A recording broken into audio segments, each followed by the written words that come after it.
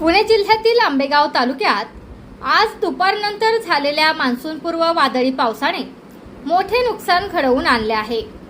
सोसाट्याचा वारा, विजांचा कडकडाट आणि मुसळधार पावसामुळे तालुक्यातील अनेक भागातील जनजीवन विस्कळीत झाले। विशेषतः चांडोली, खडकी आणि परिसरातील गावांमध्ये शेतकऱ्यांच्या शेतातील उभी पिके आडवी झाली असून मोठ्या प्रमाणात शेतीचे नुकसान झाले आहे। अनेक ठिकाणी घरांवरील पत्रे उडून गेली तर गोठे आणि विद्युत पोलही कोसळल्याची माहिती समोर आली आहे।